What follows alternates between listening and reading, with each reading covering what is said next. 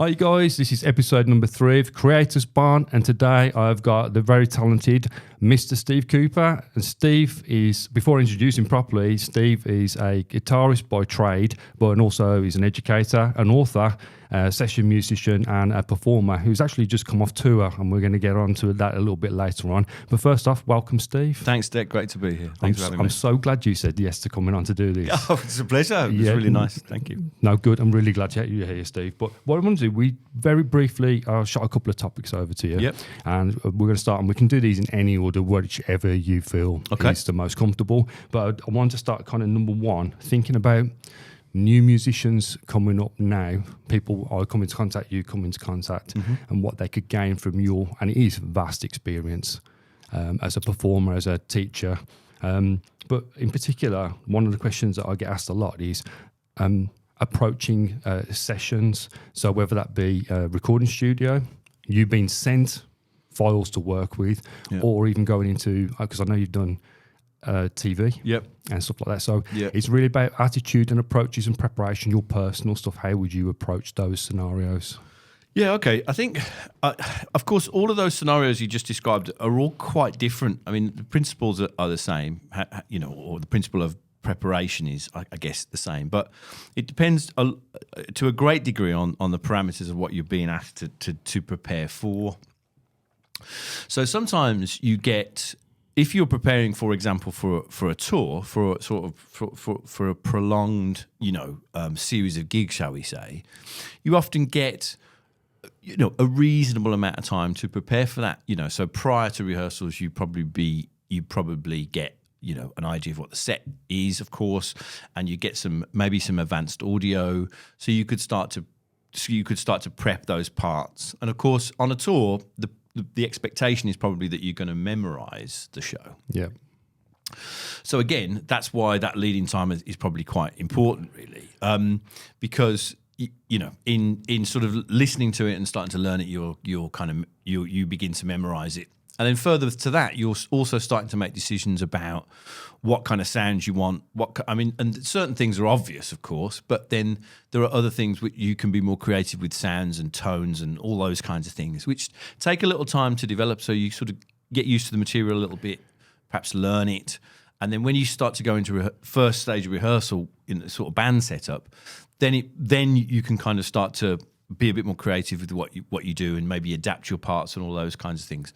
So in those instances, I think there's the potential for it. Doesn't always happen, but if you're going on the road, for a reasonable sort of size artist, then there'd be a little bit of that, what you might call pre-production and then rehearsal and that. So there's a longer sort of process involved with that, I guess. So because we focus on the first one you picked up on, the ones that I talked about was the tour. I mean, obviously you've just finished the tour. We just finished the tour. We're okay to mention the name? Yeah, Jane McDonald, who I've worked with for actually like the best part of 20 years on and off. Yeah. Has it been that long? It has been that, 2007 I first worked with Jane. Yeah, it's gone very, very quickly. It has. I didn't realise it was been that long. Yeah. So and it's mostly theatre gigs, aren't they? Certainly, when I first started working with Jane, she was doing more, I guess you would say, sort of relatively small provincial theatres. She was just, when I started working with her in 2007, she'd really been a TV personality on Loose Women and those kind of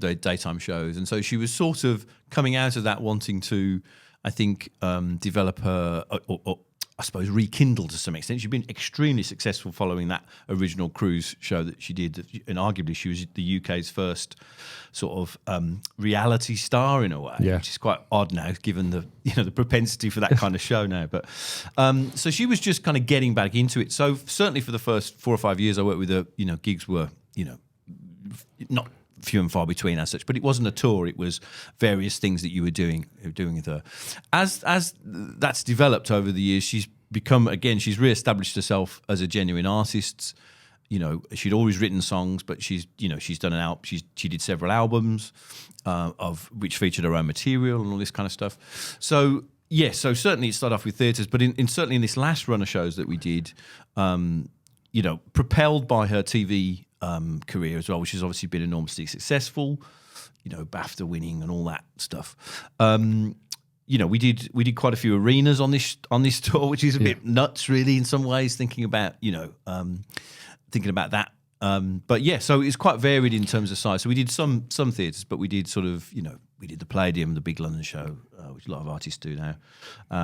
So Liverpool Arena and Swansea Arena and Cardiff Arena and all this stuff. Yeah, sorry. What I was kind of thinking about when you're saying all this, so obviously I know the tours have obviously escalated over time. Yep. So as a rough average, if you've got a tour lasting how long, how many months? In Jane's case, not necessarily that long. So it was about, I think we did 25 shows over 6 weeks, maybe 7 Wow, weeks. okay, that's enough. Obviously, Jane's the sort of artist who wouldn't be playing, 5 shows a week. No. Particularly. That obviously factors in, a certain period of time. Okay, so what preparation time then? You talked about you've got your own personal preparation time. Yeah. Perhaps once you've learnt material, then it's going into the working with whatever sounds equipment you're going to be using for that particular tour. Yeah. Then you've got the pre-production. Yeah. So how long's the lead up into that sort of 26 so we dates? probably get the set. And the sort of example audio. Again, in my case, the Jane thing's a bit different because I've done the gig for a long time. Yeah. So there's obviously tracks that I've played before and kind of know anyway, and so they're kind of established. So I suppose there's a little bit less work to do on some level for me on that one. But yeah, you probably get the audio and stuff maybe a month before first band rehearsals. Then we go in and do 3 or 4 days just the band. Or the core members of the band, I should say, which in that case is like guitar, bass, keys, drums. Yes, yeah. We have a great percussion vocalist as well involved, but we do the core stuff, and that's where you straighten out a lot of the. Well, so what are you playing there? Are you? We say that a lot in those rehearsals. So are you playing a flat 5 there, or am I doing? And all those sort of conversations happen, and you clarify those things. So things that are not necessarily clear, or things that need to be developed from the audio that you originally had. That's when you got time to cogitate to some extent and talk about it and go, does this sound better than this? And should we try this? And should we put a stop there? And all that sort of stuff. So and then following that, we would then go into a sort of production rehearsals with the artists themselves. And again, that will depend a little bit on their availability to some extent and in terms of how much time. I mean, always think it's nice to have as much time in rehearsal room with the artist as possible. Sometimes that's not always the case, and therefore you're still straightening things out over the course of the first 4 or 5 shows, which is not ideal, but it happens, and that's something I think you definitely have to be prepared for. I think it's fair to say, no matter how much rehearsal you do, you don't know until you do that. If you do the show in front of an audience, and then all of the things that you think might happen don't, or unexpected things happen. So you might start to maybe tweak the set order slightly, depending on the reaction of the audience in those first few shows.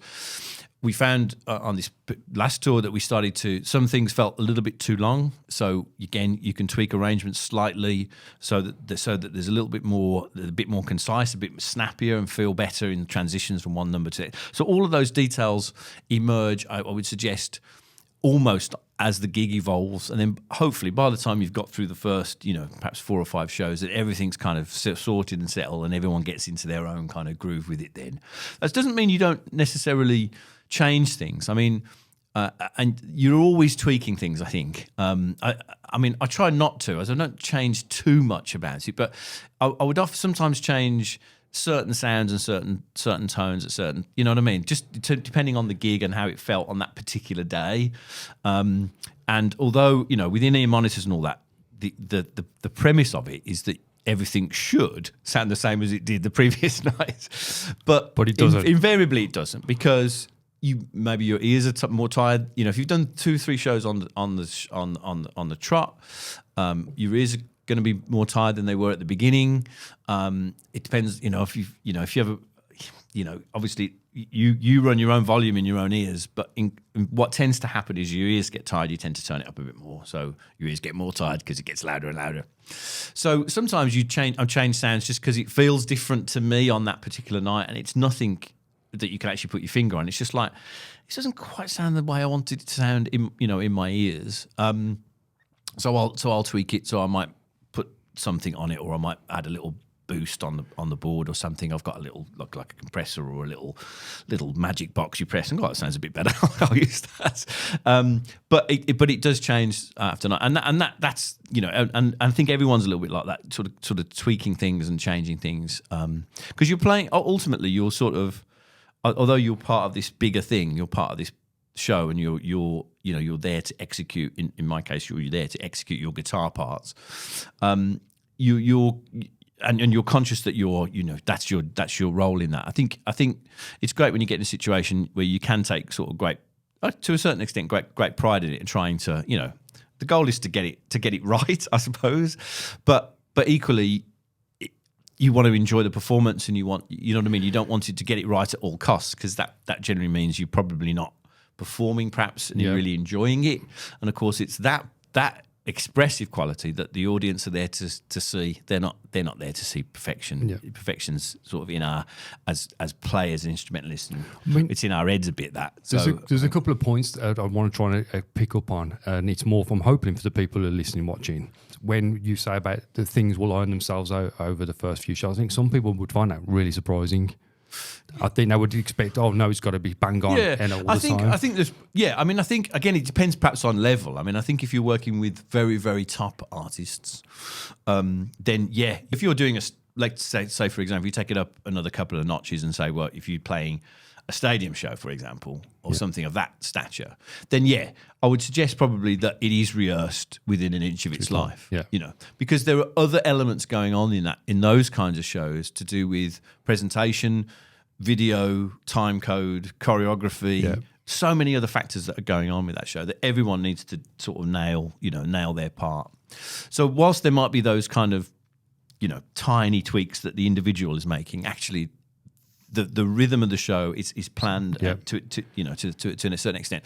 So I think there's definitely a levelness thing there. So if you're playing, at that very highest level, the expectation would be you probably do many weeks of rehearsal and pre-production, so that pretty much everything was kind of ironed out as it can be. But there'll always be little things, I think, that are impossible to predict and to know until you actually perform this music in front of an audience and gauge their reaction.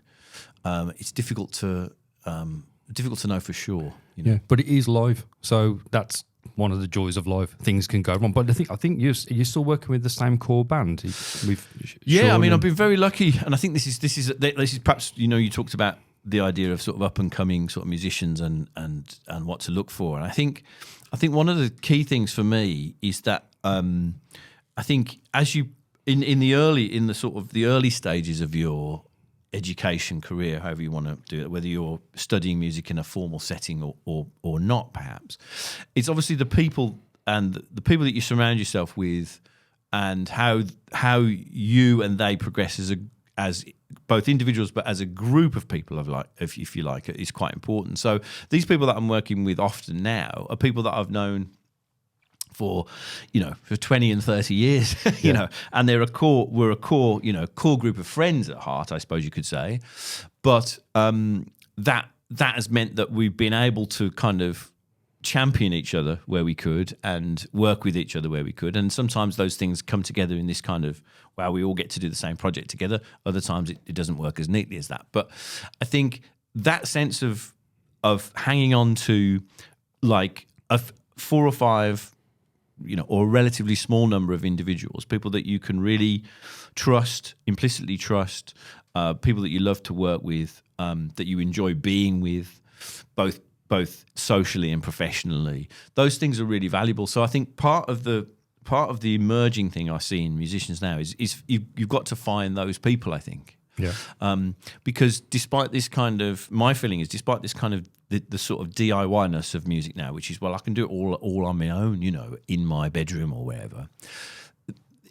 Music doesn't really work like that, ultimately. I think you need other people. You need other people to work with and to get an element of their feedback. And, as creative people, there is always that sense of you're unsure about is it any good? I'm not really sure. Am I doing the right thing? You know what I mean? And you need that sort of support as well. You need that encouragement and from your peers to an extent. So obviously, if you can find people with whom you like-minded people, then you kind of grow together, I think. And I think that's a really key thing. So the simple answer to your question is, all of these shows that I've been doing recently and for next year's tour that I'm doing is with the same group of people. And as I say, that speaks to that sort of evolution of those sort of relationships, I suppose.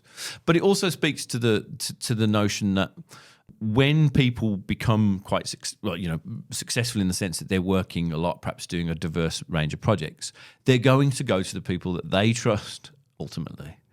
And those contacts don't just grow, overnight. They grow. They're nurtured over a long period of time through lots of different avenues. So you might get called out of the blue to do something, but the likelihood is, if you get called to do something, it's coming through a connection and probably one that's fairly close to you. That X has recommended you, or I understand you're working with such and such. It would be great. You know what I mean? And those kinds of things. I say they don't. Those things don't come. It's at least certainly in my experience. They don't come. They come from that kind of environment, I suppose, of working with some really core people, and keeping that team. Keeping that group together. I think that point you've just made, something that was. Going to link into something a little bit later on, which is talking about your attitudes and the way you present yourself when you're working with others, because I don't want to use the expression, but there's a certain type of people that you won't want to work with. Yeah. And you could be the greatest musician and whatever, but if your personality or your attitude stinks, it's one thing we try and push over a lot with the students. Sure thing. Is good attitude. And I know for a fact that there's a couple of people I know, Liam Price is one of them. I think he's come and done a depth for Jamie at one point. He has, I know Liam. Yeah. Well, and there's other people that we both know that have been called into depths, and they've come from that circle of, they're out, they're doing it, they're trusted, but they're also really, really nice people. Yep.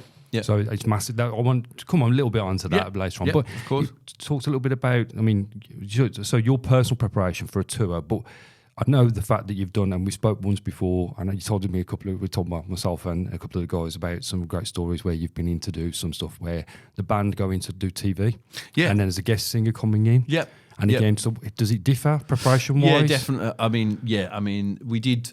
We were fortunate to, and this was again working with Jane. She did a show. We ended up doing 3 seasons of the show. I think we did about 20 episodes in total for Channel 5. So it's original programming, which Channel 5 didn't do a great deal of, at the time. I.e., make their own programs. Or they certainly hadn't made this kind of program, which was sort of billed as a sort of Saturday night light entertainment / music show, and all that sort of stuff. But the premise of the show was that Jane would host and she would sing a couple of songs, and then she would have musical guests on, and the band would essentially perform with the guests as well. And that's pretty much how it transpired. So we got to work with a lot of really amazing artists in that over the period of doing these 20 or so episodes. And again, very different environment. So what I mentioned, and it's a great contrast to the tour thing, because on the tour thing, you are after what I just said about it's settling into its rhythm. Once it's settled into its rhythm, it doesn't change. Yeah, it stays the same. Invariably, the artist will say the same things between every song, and their challenge is to make it sound like they didn't say it last night, but you know what I mean? All that. But it's all, pretty much all scripted. It's delivered in a similar way, similar pace to the whole thing and all that. So in some ways, as you go through a tour scenario, part of it, I mentioned that sort of those tweaking, but part of it is then just maintaining your concentration to some degree, and keeping the level up, because that can be quite challenging sometimes. But the TV was just totally different, because we filmed it in blocks of maybe 6 or 7, well, maybe 6 episodes or something. So we'd sort of do three shows, a day off, and then another 2 shows and a day off and another 1 show, or something like that. The really challenging thing about the TV was when you got through the show, and we filmed it. So we filmed it live. So we performed live in sequence to a studio audience. So it was effectively live. But then obviously it wasn't broadcast live. It was just broadcast at a later point. So to us, it felt like a live performance. We were asked to do it. But once you got through that show, and it went well or whatever, everyone's going, yeah, we all did a great job, And then the next day you get up and go, I've just got to do a completely different show today. It's completely, and the material was just so varied. It could be something we did stuff for musicals, we did really contemporary things, we did, I had, in my case, solo features. Oh, we want you to, could you just, all that sort of stuff. And it's all often quite last minute, or at the whim of the director, who in the afternoon run through might go, yeah, we need Steve to come and stand here and do this, or whatever it might be. And you think, well, I've got to play as well. So some of those things start to come into you. You start to think, oh God, okay, well, I've got to play and move to that mark, and then the guy that's running the jib, which is the camera on a crane essentially, will say, Steve, you just, when you do that, can you just favour the camera a little bit this way, like with your body language and all this sort of stuff? So you start thinking, oh yeah, okay, I can do it. Yeah, I'll try. Is this coming from people who are directing from a physically, there's a show point of perspective rather than an actual performance? So they're not really aware of what's actually going on with the musician. Well, whether they are or not, whether they're aware of what's going on with the musician, the directors and the camera operators and obviously they care.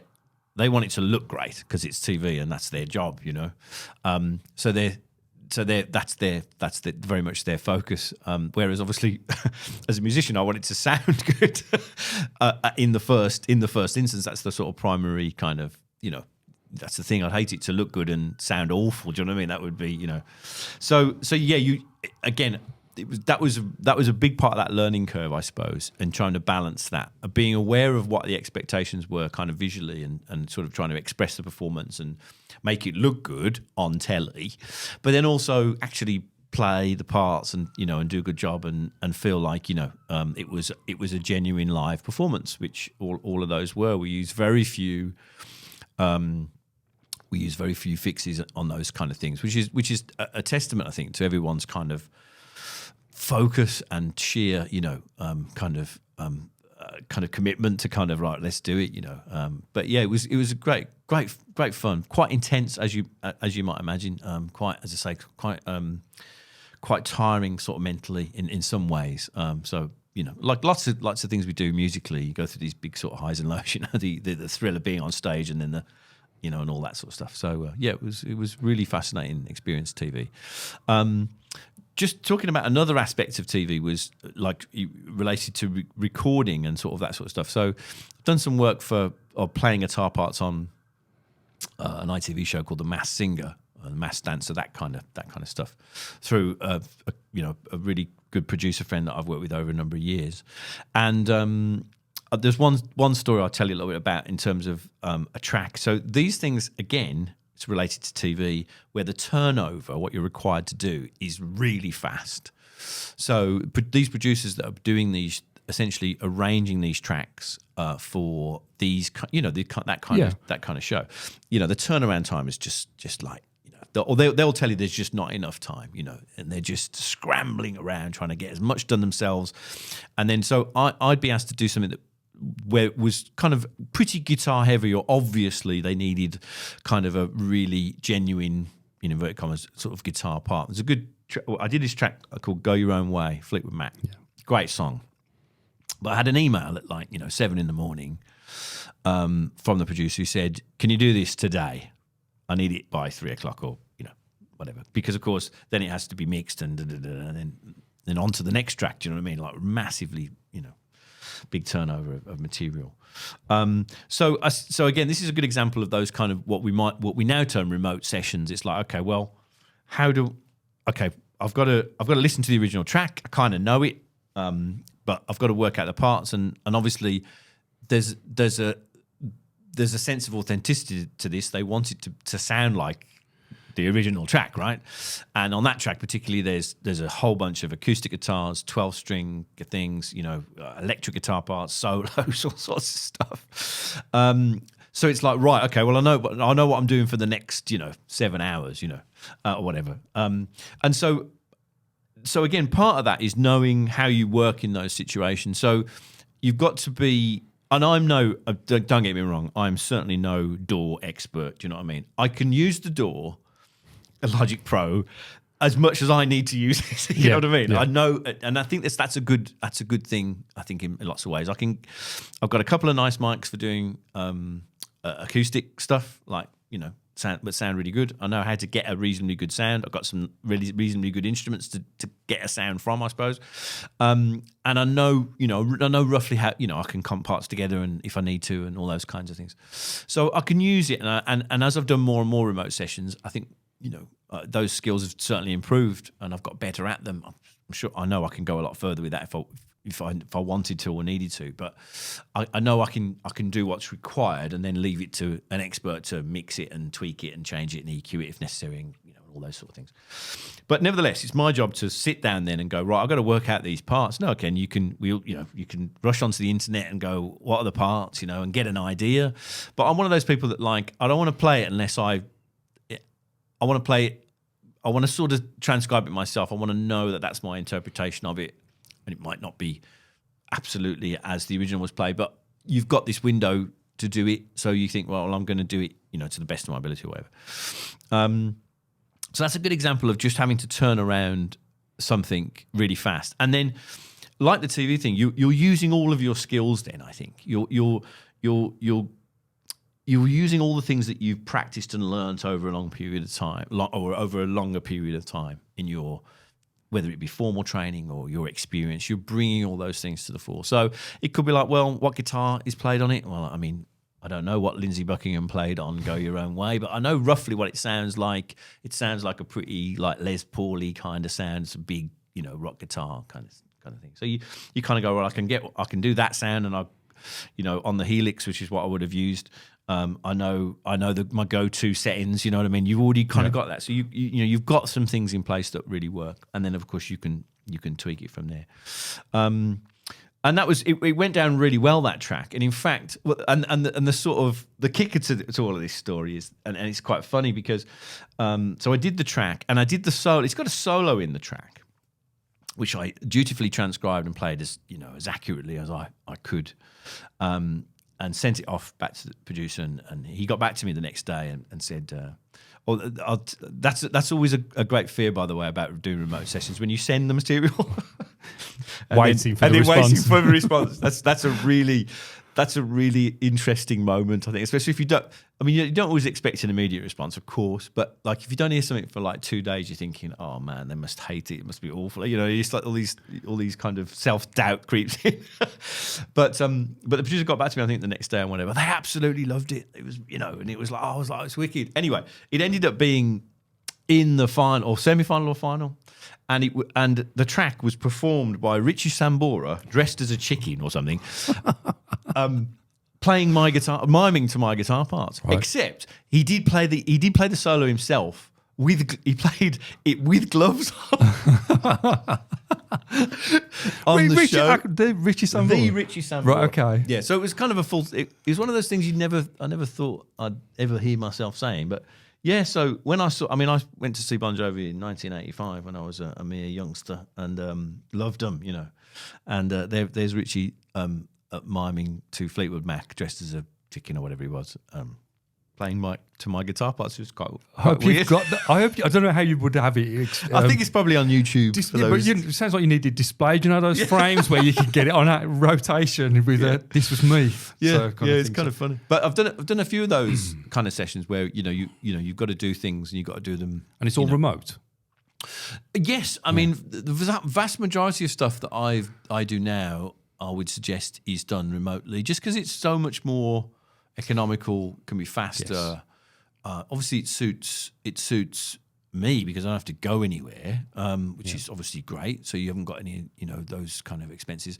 I do miss the interaction of going to a studio. There's a producer that I work with a lot who called John Dixon. John's a great guy. And I used to go to John's studio a lot when we were doing. So Jane McDonald had a show on which on Channel 5 called Cruising with Jane McDonald, which was very successful, and she'd do songs in those shows, and I did a lot of the guitar for those tracks. But I would go to, when we first started doing that, I would go to John's studio, and we would record 3 or 4 tracks in a day. So again, it's different prep again. So again, there's a bit more pre-production, I've got to know the parts and roughly know the parts and do my homework before getting to the studio and then playing all these various parts. But I do miss that. There's those lovely moments where you working with someone in a room and you go and they go, oh, do that again, because they can hear something that perhaps you can't, or they've got an idea in their head which they just go, that's it. Just add that in. Let's do that. Oh yeah, do that again. Or whereas, of course, remotely, there's none of that. You can only go from the brief that you've been given. It's like, and obviously, if it's a recreation, like in those sort of backing tracks, I suppose what you're doing, then the parameters are fairly clear. But if it's more creative, where you're doing a more original track, it's much more. You can only interpret as much as you can, and then obviously you send it off and they go, oh, that wasn't really what I meant, and then so there's obviously a bit of back and forth, which can still work, and that that can be a good thing, but of course then it elongates the process over potentially a much longer time than had you gone to the same place and talked about it as you went along. I would imagine that a lot of the correspondence going backwards and forwards are via maybe message, email, text. Sure, absolutely, yeah. I mean, which is different from, like you said, if you're in a room with someone, you can get the vibe or the feel from them. Yeah. But over a message and stuff, you're kind of like, oh, they really don't like this. Yeah, and there's those classic sort of misinterpretations of text messages and all that sort of stuff. I think it's interesting. I think for anybody listening and and myself really to hear when you say things about they must hate it. That kind of the element of self-doubt's still there, even though you've been doing this for years and absolutely. At a high level. Yeah, if you talk to any musician, I don't care what level they're at, they will have things that they feel, let's say less confident about, less secure in. And it doesn't take much to find the edges of that to some degree. I think we're all, battling that sense of, well, perhaps I'm not good enough to do this, and all those kind of feelings do come into it. That's definitely something you've got to deal with. So someone coming into the industry, that's the right term, but trying to establish themselves as a player, perhaps working. In my case, sort of working perhaps in different areas of the industry, and perhaps working in different artists and stuff. I think that's something you've got to perhaps understand that. There's a great quote I heard quite recently, actually, by a guitarist called Guthrie Trapp, who's a sort of a Nashville guy. He's a very straight talking sort of dude, and I quite like him. He's on Instagram, and he said a recent quote of his. It really resonated with me. He said, "The music business is nothing to do with talent; it's all to do with endurance." I kind of see what he's saying about that. And his message was, look, if you're demotivated by watching all these great players that you love on Instagram, he just said, unfollow them. Don't do it to yourself. Yeah.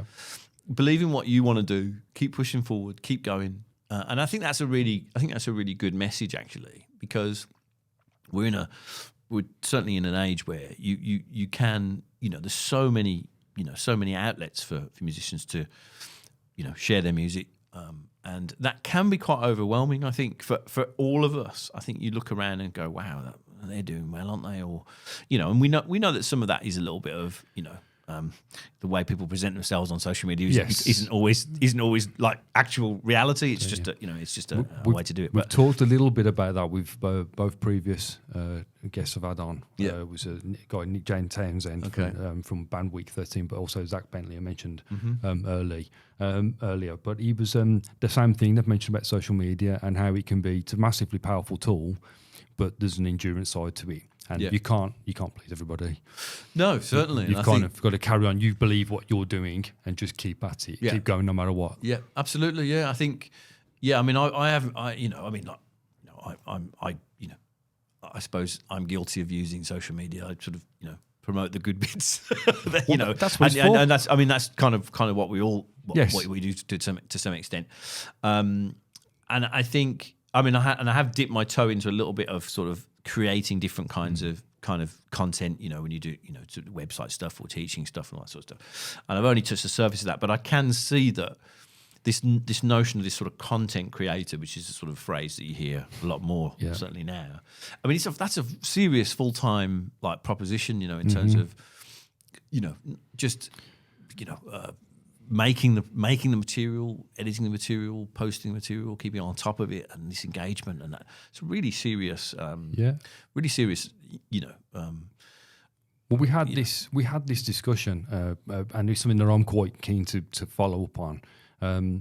Especially if you're a particular solo artist, or you predominantly work on your own to create this. You create your own music. Because I know you're a composer as well. Mm-hmm. You create your own music, and it's down to you to not only play and record it.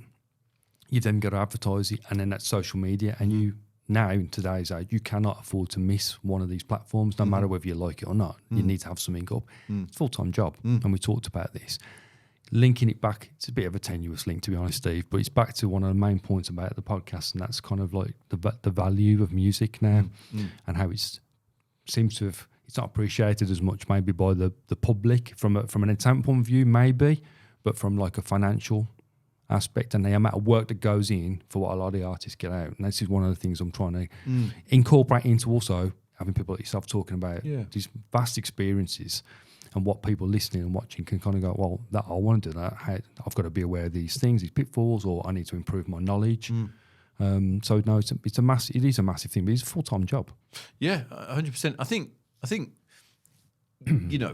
music's, it's like a tap, isn't it? I mean, Bowie summed it up in that great quote that was sort of pre-internet, and he said it would, it's a famous quote, I can't remember it verbatim, but he basically said, look, it's going to change the music industry forever. And of course, he was absolutely right.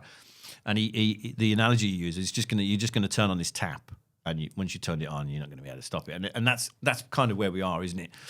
Why I think the notion of value is an interesting one, because it's everywhere, isn't it? Music. It's just, I mean, literally, it's all. I mean, arguably, it always has been, but now it seems it is everywhere. It's on. It accompanies every TikTok video you might see, if that's your thing or whatever. And so it's kind of, people perhaps don't think about it in quite the same way. They don't necessarily seek out, perhaps new bands in the same way that they might have done once, when there was record companies and gatekeepers and radio stations playing you certain types of music that you kind of went, oh, that's interesting, I'll get into that. And now we've got, now they're streaming everything, and sometimes it's hard to navigate all of those things, and sometimes you can find great stuff, but it's because of the predominance of it all, it's sometimes a little bit difficult, I think.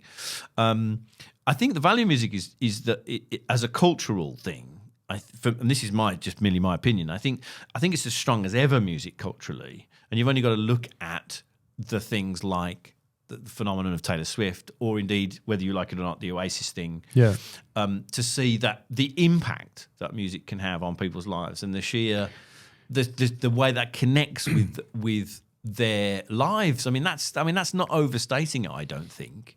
That they want to be part of these mass cultural kind of events, because it represents something about them, and I think that's really powerful. It's just clearly a very complex. When you say it's just your opinion, but I'm so glad you've picked up on this, because this is one of the main things I'm trying to focus on, and that it is such a powerful thing, that is so important to people every single day. And what you said, it's everywhere. When people say, oh, well, music is guaranteed, you haven't got a guaranteed job, like when the COVID thing happened, people saying retrain and all this, but every TV show, every advert, every cartoon, every film, everything has got music to some degree. And but I suppose my kind of angle on it was, if you want to actually support artists, especially independent ones, go and actually purchase their music. Don't just stream it. Absolutely. And I think that's one of the key things about something like, as I say, something like these mass sort of cultural events like the Oasis, reunion next year, where people seem to be willing to pay exorbitant amount of money to go and see them, and part of me thinks, well, maybe if you just spent £5 going to see some local bands down, if you had that opportunity, that would probably make a big difference to them. And so what if you went and you hated them? It doesn't really matter because you might not. You might absolutely love them, you know. And so I think that's one of the things. I think that's where that slight disconnect happens. That they'll spend, you know, and let's face it, it isn't cheap to go to gigs, is it? Isn't. Especially gigs of that sort of level. Again, I understand it to a degree from the other side in the sense, you know, that they're massively expensive to actually do. So I do get that on some level. But as I say, there's that slight disconnect, I think, between I'll pay £500 to see, you know, Oasis, but I'm not paying £5 to see a local band I don't even know. I mean, there's obviously a slight, and yet I do worry to some extent that there's a sort of vacuum happening, isn't there, in music, in as much as there's a lot of artists that are what you might call legacy artists, if you like, that have been around a long time, have fairly established storied careers and are still going. And there's still a big market for that based on, call it nostalgia or whatever else. But when those artists start to, you know, become more in decline because obviously they're old and stop touring or, you know, die, then what's left, you know, who's going to follow it, you know, and that's I think an interesting kind of thing. Who's going to fill that vacuum? Is it going to be tribute bands for the rest of our lives? Again, there's a place and clearly a lucrative market for people wanting to go and see bands and enjoy that experience because they won't ever have the opportunity to actually see the real band for whatever reason, because they don't, you know, they're not together or people are not alive or whatever. But I do think there's that. I do think that going forward, there's potentially there's a big gap there to some extent. And it's getting bigger. It's getting bigger, yeah. And so who's going to come in and fill? Perhaps the notion of a legacy artist, these massive artists we're talking about, these people that we still hold in such, you know, high regard, for good reason. Maybe the days of those artists have gone to a certain extent, where you had, because of the predominance of music and artists and people can self-publish everything. We haven't got those gatekeepers, as you know, the evil record companies did play an important role in terms of channeling certain artists through, you know, to a public audience. So we have less of that now, and maybe that's in part added to this kind of music will always be there kind of. It's just something that that happens, and the audience, you know. And the audience's taste and, you know, how they consume music are changing as well. So yeah, it's definitely a complex kind of area and an interesting one. But for me, I think music seems to have, you know, more value than ever in some ways. I say because it's such an important, as I mentioned earlier, such an important connector to people's, you know, actual sort of lived kind of experiences. Let's say without overstating it. But and I think that's why you see people, you know, really investing in a lot of their money and going to see these massive gigs, you know. Yeah, I mean, again, it's one of those things that I'm really trying to get open. You've picked up on some really good points, things that I very strongly believe in myself, and that this kind of gap. Yeah, this gap, you've got these grassroots people trying to come up, and it's getting harder and harder for them to move into that middle ground. Mm-hmm. And then you've got the other guy. I mean, I'm trying to think about who's still touring now. You're talking about legacy artists. Because, I mean, the Stones have got to stop at some point, you know. Yeah. So they've got to stop at some point. But, you know, there's other bands that have been going since, the 80s. You know, I think Metallica's still going strong. AC/DC, believe it or not, are still going and stuff. So, I mean, most of the rock bands that I loved when I was, you know, learning the guitar, you know, when I was a teenager, are all still touring. Literally, there's very few that I could think of that I couldn't, if I wished to, I couldn't go and still see now. You know, it's just kind of amazing, really. This is a bit of a tangent point, but it's something I did have a discussion about with someone, and it was one of these. I'll say it's an opinion. Yeah. It's not 100% factual, I know, but it seems to be a lot of the young people coming up. I'm talking like 16, 17, 18 that listen to rock music tend to know more of the history of the genre than people who've listened to, say, pop or, you know. Yeah, I guess you're right. I think this is completely off topic as well, Steve. No, I think it's interesting. I think clearly, if you're learning the guitar now, and the influences probably come from a parent, you know. So Yeah. you've probably got a parent who's really into, you know, Queen or something, and so ergo, you know, that's, you know, so and there's more. I suppose there's more precedent in that way. In that, yeah, you know, if you want to learn the guitar, then there's the language of the guitar to a certain extent. If you want to play rock guitar, is probably still in.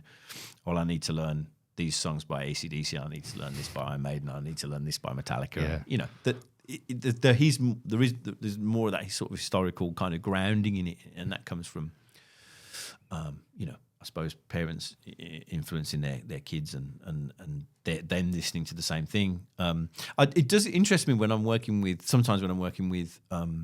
sort of uni students and that kind of stuff, and they're talking about, like, they talk about grunge. I mean, at the moment, I saw that recently where they're talking about the grunge period, and I was like, well, I was there, you know, well, not literally, I wasn't in Seattle, but you know, and of course it's like, well, yeah, well, we all thought Nirvana were okay at the time, you know, Pearl Jam, yeah, all right, Alice in Chains, you know, fine, and it's like, well, oh man, but they're amazing, you know, they're like incredible, they changed the music industry or whatever, and you're like, well, yeah, I suppose they did on some level looking back now, but at the time, you know, it was just another movement, or just another iteration of a rock movement that was kind of changing. So, you know, it's but you're right. You know, I think sort of rock. You're right. That sort of sense of rock players, if you will, or whatever, will always have a tendency to be quite to go back. Do you know what I mean? And look at the heritage, the heritage of the, you know, the heritage of the sound, and which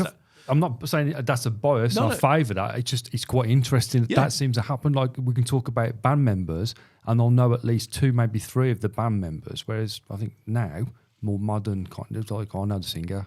Yeah, and I think a lot of that, without going off on one, because I don't want to on this one, not right now, but streaming. Yeah, because just in the days where you had even CDs where you had the info.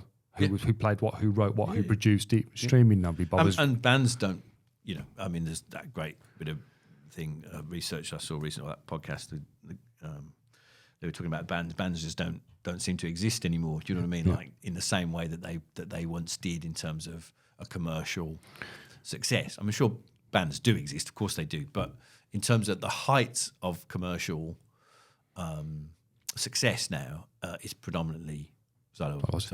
Kind of links back a little bit, because in the 90s, the main charts, if you want to call it, were filled with bands. And I mean, referencing the one you mentioned, just Oasis, and they're coming back, and the tour's massive. Yeah, yeah, it's gonna be huge. Absolutely, yeah.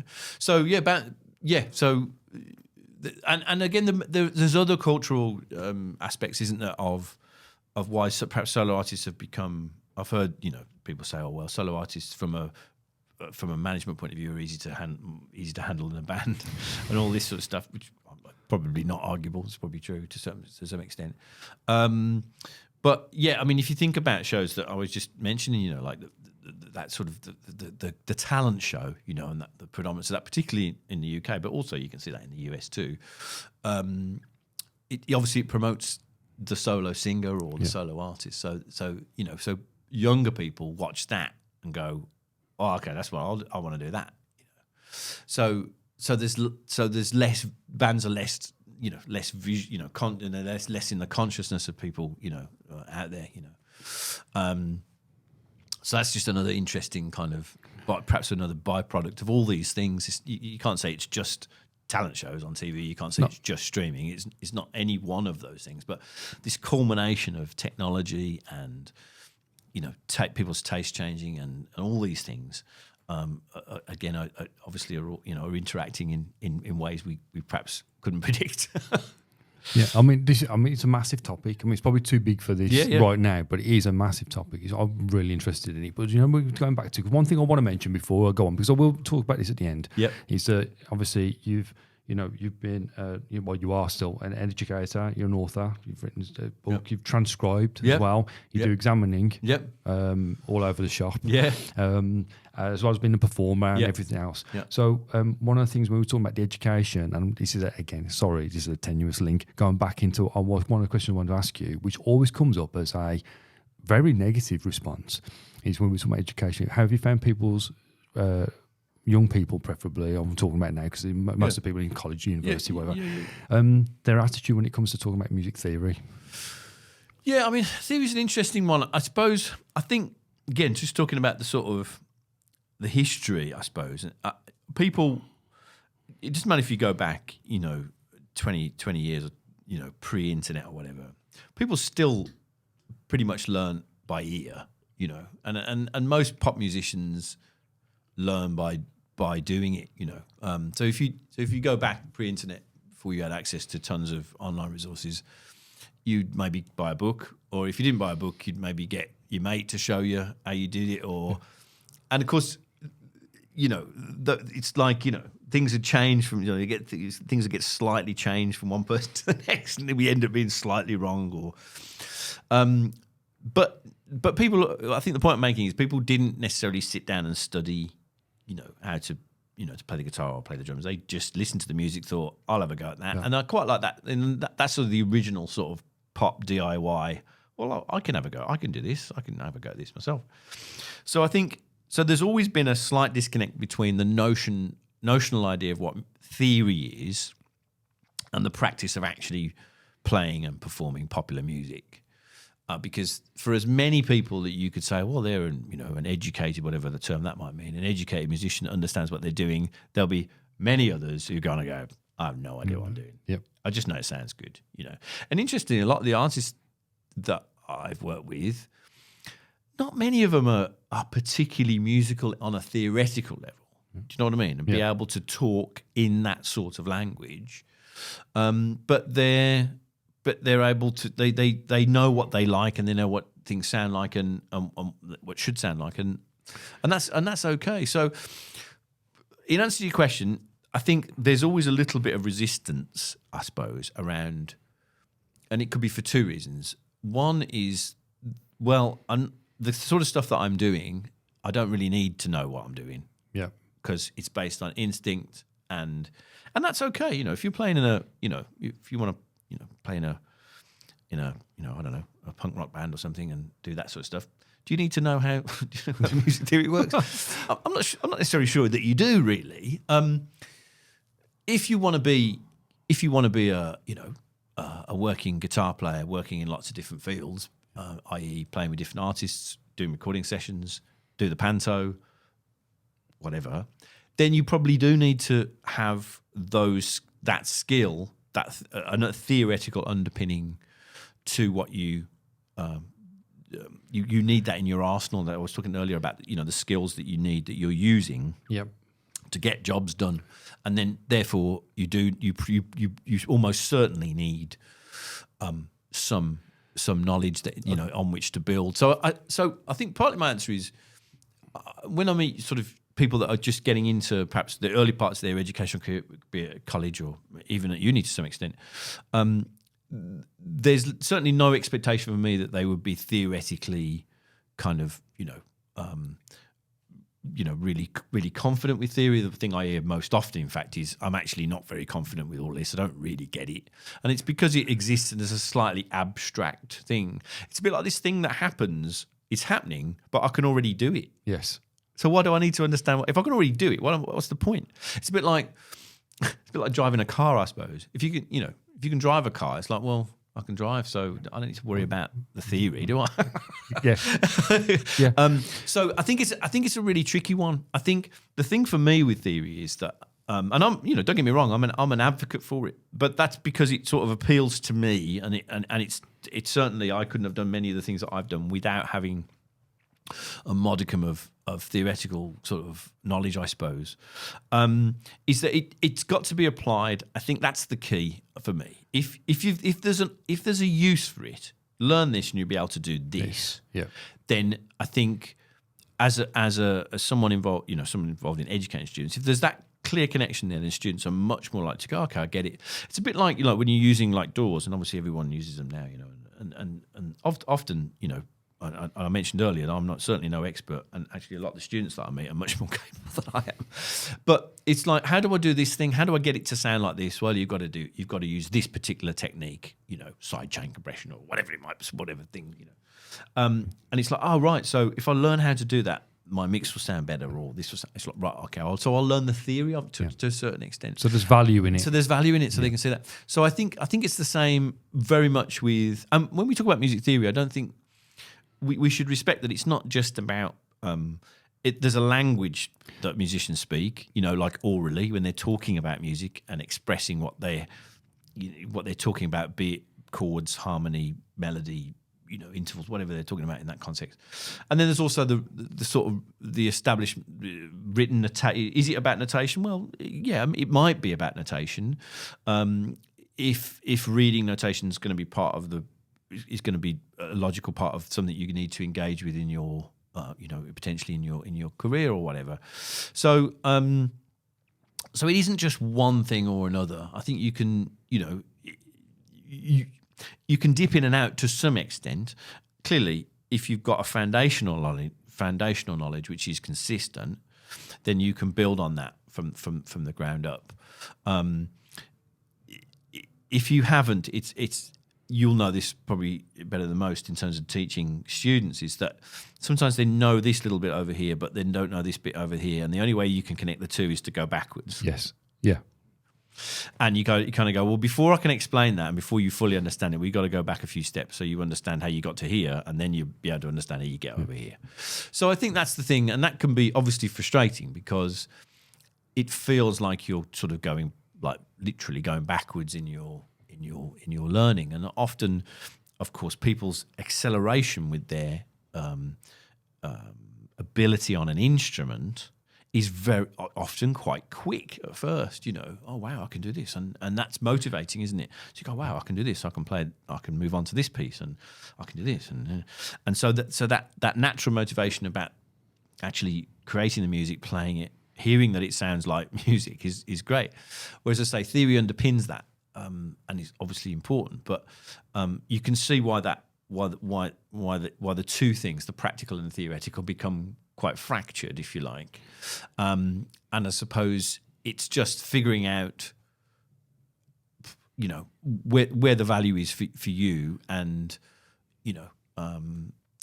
how that relates to your sort of professional aspirations, I suppose, and where you want to go. I think you've given the way you've answered that point is really, really good, because it's taken. What I've found when talking to people, especially students, back to the theory side of it, or actually it's more people who are already established and can do it that don't need it. No. It's like there's almost like a hate for it, really negative. Like, if I do that, it's going to cramp on my creativity, my style. Yeah. And I'm trying to just dispel that and just say, well, no, but bits of it could be quite useful for you if you're in this environment. Yeah. Like if you're having to change a key, and instead of going to somebody else, can you change this for me? You can do it yourself. So it's just trying to find the value in both. But I really like the point you said when it's like applicable.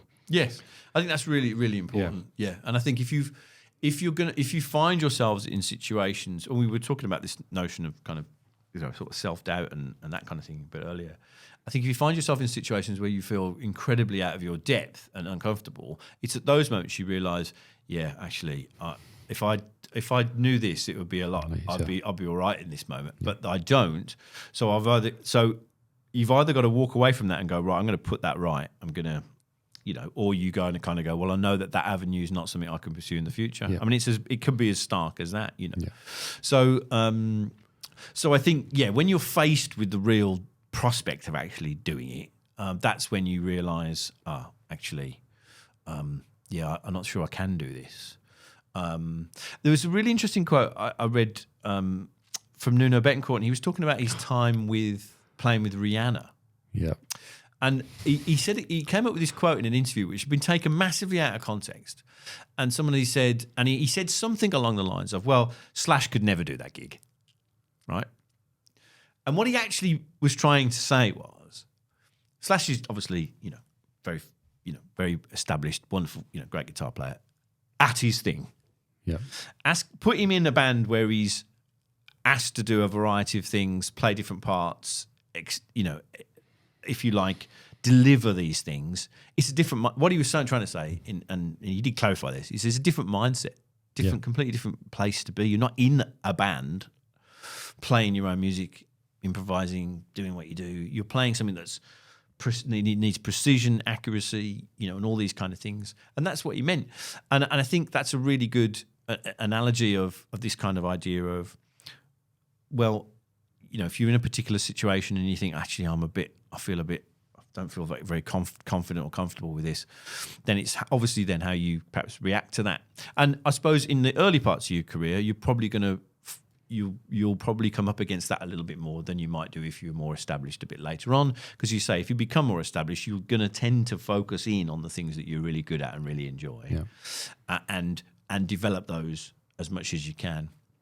So you've sort of made those decisions. But I think for someone that's getting into their development, again, be it formally or informally, and you of course in music you're going to learn in both contexts.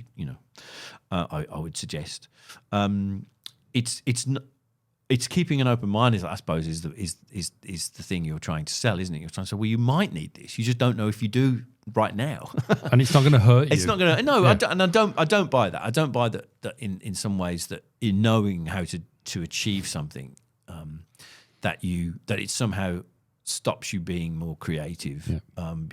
That's a bit like, that's a bit of a nonsense to me, I think, and can often be used as a slightly defensive sort of mechanism. Pretty of saying, much, of saying, well, I don't really do that, So I think, as I say, so the application of theory for me is absolutely key. And again, from my experience, doing transcriptions, I grew up, again, obviously learning the instrument pre-internet, so you learnt from books and magazines. You were doing the same. So when I opened, Guitar for the Practicing Musician, which we all read, I think, pretty much religiously, because you get note-for-note transcriptions. Andy Eldor, Andy Eldor. Yeah. I messaged Andy Eldor on Instagram recently, and he replied to me, which is so lovely. And he was talking about, it had been an anniversary, I think, of Guitar for the Practicing Musician or something, and I just put a note on his Instagram saying, Andy, I taught guitar at college, and I used your transcriptions all the time. Do you know what I mean? And he was like, "Oh wow, that's amazing!" Like he had necessarily no conception of the distance these things might have traveled over time. So that was really lovely. But in my mind, I thought, I really want to do that. I mean, it still exists now to a certain extent, but maybe less so, just because again, as this proliferation of resources that are available to everybody now.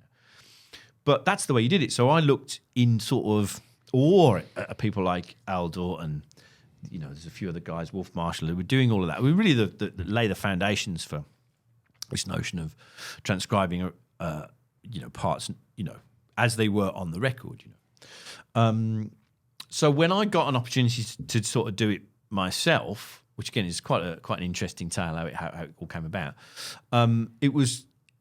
Obviously, it was like one of those things. I think as musicians, you kind of have, whether it's a mental one or an actual list, you kind of go, well, I want to do these things. I don't know, I want to play an arena or whatever it is. And so you think, I'd love to do like a published thing where someone, So it was, it was a real thrill. However, when I started doing it, I realised, although I was reasonably confident about my ability to do it, I realised that I wasn't very good at it. Or at least I just wasn't used to doing it under such intense scrutiny and intense kind of time constraints. It's like, we need you to do this, album. We'll give you 8 days to do it. And you're like, okay, well, there's 12 tracks on the album. So that means I've got to do at least a track and a half a day. Which is, if you've transcribed, is hard going, and again requires an awful lot of skills that you're using. Not least, obviously, your oral perception. But in the case of the books that I did for music sales, I do all guitars and all vocals. Of course, I know some of them you've done, but the one, if I can mention it, the one I think a lot of people maybe listening what you might know was it was Songs for the Deaf. Songs for the Deaf, yeah. I can remember you telling me about that, about the length of each transcription, because every part changed. Yeah, absolutely. That's definitely the most famous record that I did. I mean, I did other artists, and I did selections of other artists, Foo Fighters, System of a Down, all sorts of bands, but I never did I never got to do full albums for them. It was just, again, they'd reached a point, I think, the publisher then, where they were under such time pressures where they were giving small numbers of tracks to a few different people so they could get them all done in a turnaround time. But I remember the Queens of the Stage one, which was really interesting because they weren't particularly well known at that time. It was obviously because Dave Grohl was on the album. And what happens with those publishers is that they basically took a punt on it. So they kind of go, well, we feel we might sell X amount of books. But of course, from their perspective, they're like, well, there's a window, right? You've got to get it out in the first 3 months or whatever. So the album comes out, and then within a couple of months, at the most, you want the book on the shelf. So while it's still hot, people are still buying it into the record. They go, oh, there's the book. I'll spend, not an insurmountable, something like 17 quid or 20 quid on the book and learn. So they took a bit of a punt on that album, and it was. I mean, and this was in the days where you were required as a transcriber to handwrite everything. So you're handwriting all vocals, all guitar. So we're talking. I mean, like the manuscript. When I finished was that many. And you'd fax them, track by track. You'd fax them to what was the engraver. So effectively the old kind of printer, who would then typeset it and make it look like it does in the book. Yeah. Subsequently, later on, in the latter part of the stuff I did for music sales, the transcribers did all that themselves as well. So the engravers basically lost their jobs essentially, which just shows you the nature of the changing industry and technology. So it's obviously a great shame for them because they'd lost this avenue because they were there typesetting and doing things that printers would have done, I guess. And of course, technology changed all that. However. But yeah, so I'd fax them, fax the engravers. I didn't have a fax machine at home. God, what a luxury that would have been. So I used to walk into town and go to the shop that had a fax machine, and you filter these things through. Every day I was there, And at the end of it, music sales said, "Well, it's too long. The book's." I was like, "Well, the book's as long as." The books, you know what I mean? It was 128 pages, and that was seen as being long, But there were 13 tracks on the album, and they weren't necessarily short songs. You know what I mean? And parts always changing. Parts always changing. Yeah. So of course that naturally means you got to. If you're doing the vocal as well, some crazy vocal lines on that album. Some mad vocals on it, mad, and and that was really intense. I'm actually very proud of that book.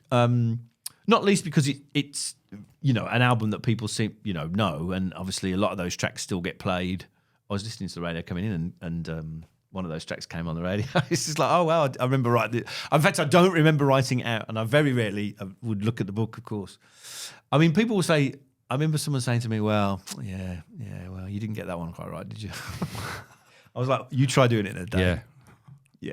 I mean, there's definitely things I would look at now and go, yeah, but at the time, it did the job. You just had to do, and it was like, well, what tuning are they using? Yeah. How would you, I remember calling up the editor and going, I don't really know what to do with this track. It's like, there could be tuned, it could be whole step, or not even a whole step. There could be all down in C, maybe. I don't know. But there's a low C in it. What do I do? Should I do a drop C tuning? And he was like, oh, I don't know either. I mean, it was, and you couldn't just go onto the the internet existed. Yes, yeah. But there wasn't that proliferation of information. You could just find that out. Well, it'd probably inaccurate anyway.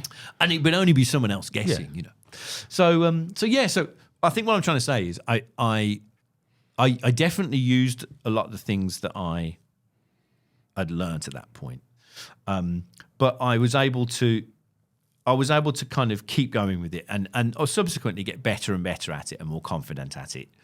And hopefully the transcriptions followed in the same way. They got better and better and more accurate and all that sort of stuff.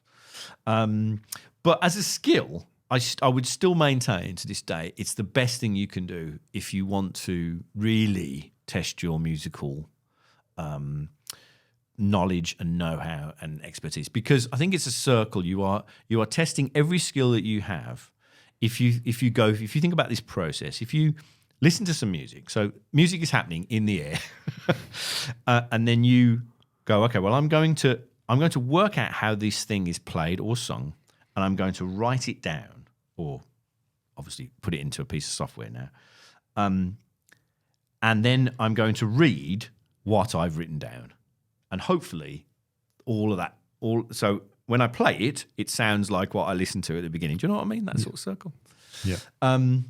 And that invariably is an immense learning curve, because you go, well, I think it's this, and I'll work it out, and then I'll write it down, and then obviously with like software packages, you can press play, so you can sort of hear what it sounds like if you press play and go, oh yeah, okay, that's not quite right, is it? That's actually a triplet, and that's and so you become more. Your knowledge of rhythm and phrasing and all that stuff becomes much more refined and much more attuned, and that's particularly relevant with vocals, because singers are. It's often very, very difficult to notate accurately what a singer does, not just in terms of pitch and oscillations around particular notes, but just the phrasing, and sometimes it's a bit late and sometimes it's a bit this and a bit that. So trying to capture that was incredibly challenging, but ultimately helped me as a musician all over, in every aspect of what I do, because I was using all those skills: oral perception, to some degree theory knowledge, phrasing, learning about phrasing, how people phrase things, learning about harmony and how things went together, learning about structure, how songs were structured, and patterns and all those sort of things. So yeah, that was definitely, reflecting on it now, definitely really key to my personal development as a perhaps a more broadly from a musician point of view, immensely satisfying on a personal level, because it's something that I'd sort of wanted to try and get to and achieve, and obviously that's definitely one that I ticked off. But I think its value has been really, really huge to me, and I think it's born out of that. We were talking about the practical application of theory, and it's born out of that. I simply couldn't have done that job without those skills. Yeah. Did I know that when I first started getting into, sort of trying to some degree teach myself, about how things worked, why things worked, and all that? Probably not. I probably, I would have liked to have, thought about, oh yeah, that would be great if I could do that. But yeah. So those theoretical foundations, I think, for me, were really important. But I think the wider point is just shows that it's about the application of that knowledge to a particular working situation. Yeah, that's it. And as you said, if you need it, if you're going to need it, as you said, if having to cut out that avenue is potentially cutting off an avenue for work and absolutely, employment and you're not going to know that earlier on. And I think the diversification of the industry has just shown us that it is shooting off in all sorts of different directions, different challenges, things you couldn't have necessarily predicted. Have happened, are happening.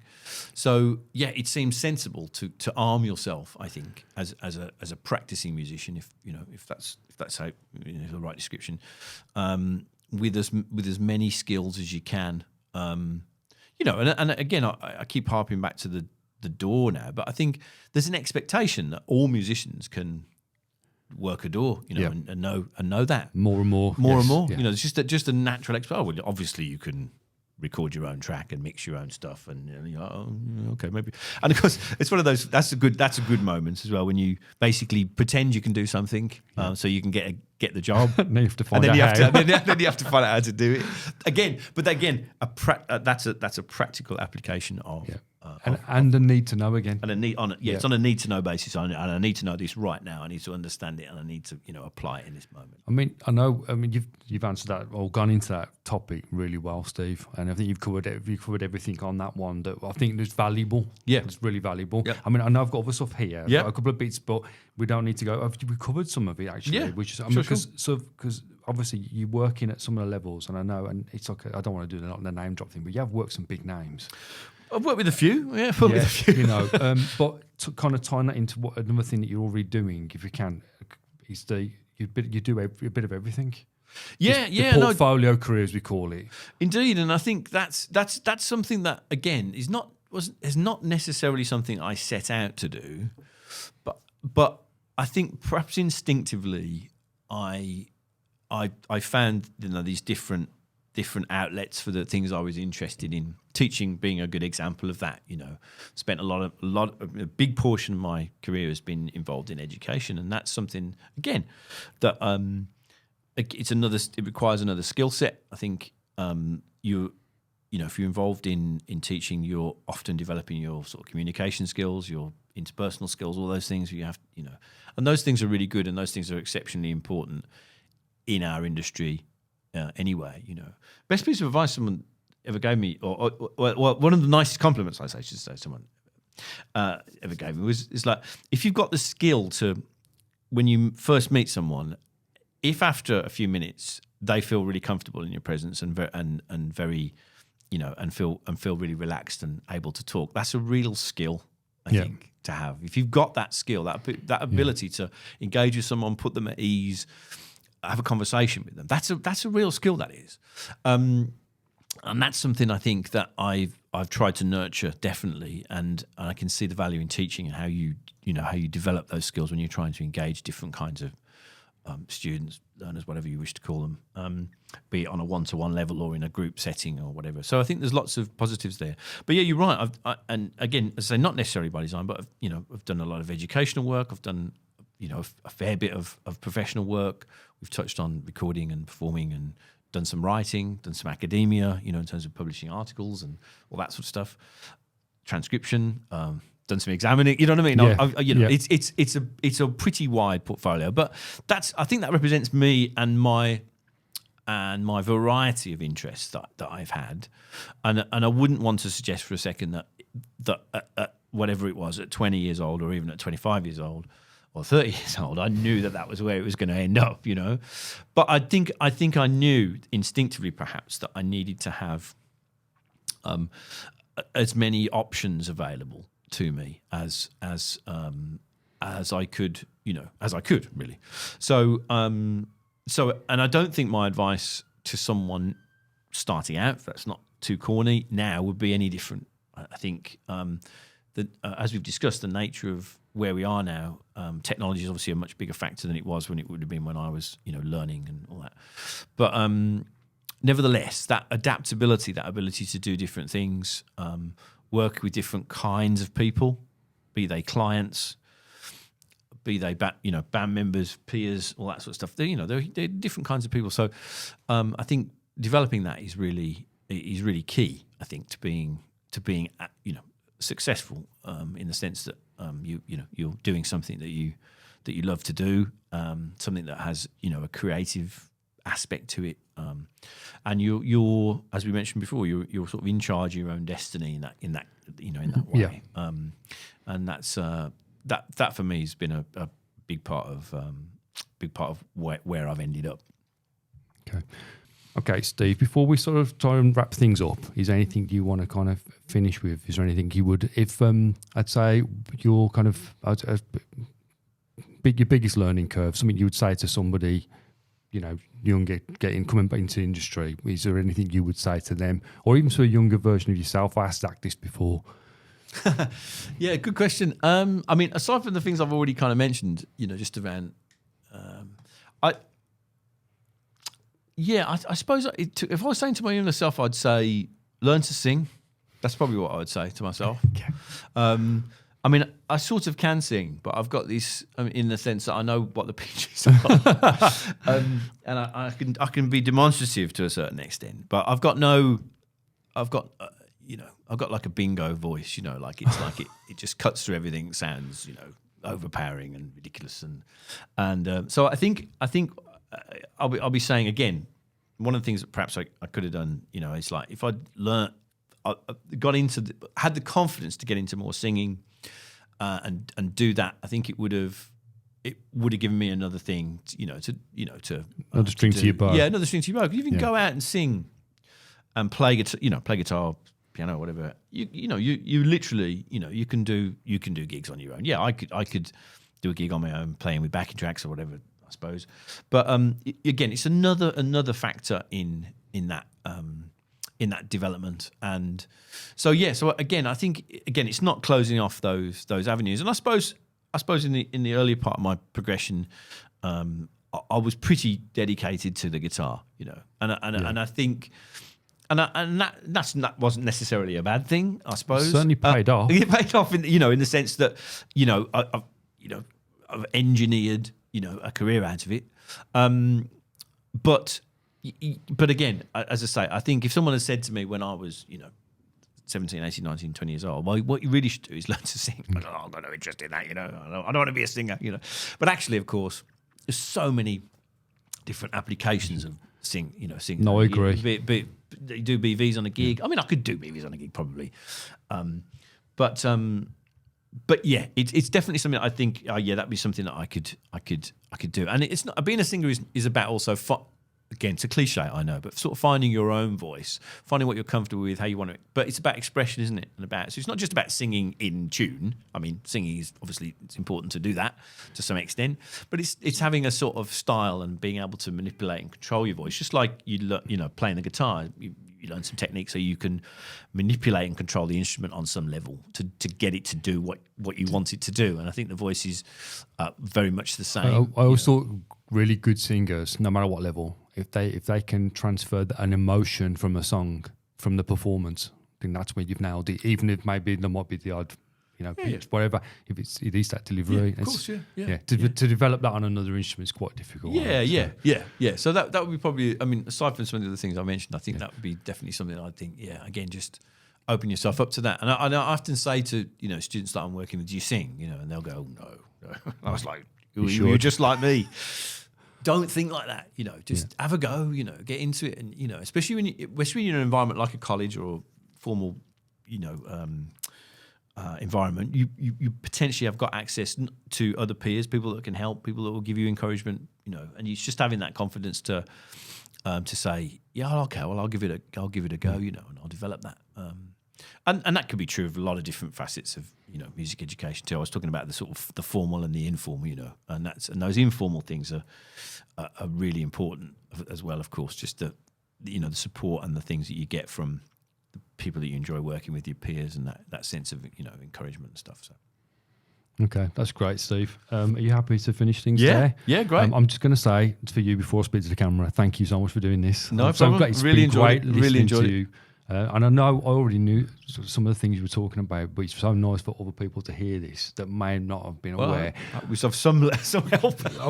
I'm sure, but also I am going to be putting links because I know you've got your website. Yeah. You've got educational materials, publications. There's a bit on that, yeah. Publications, some freebies on there and all that sort of stuff. So what I'll do, unless there's anything that you wanted to kind of say now about what people can get hold of or where, I'll get the information from you. It'll all be in the description of the video. Yeah, that'd be terrific. Yeah.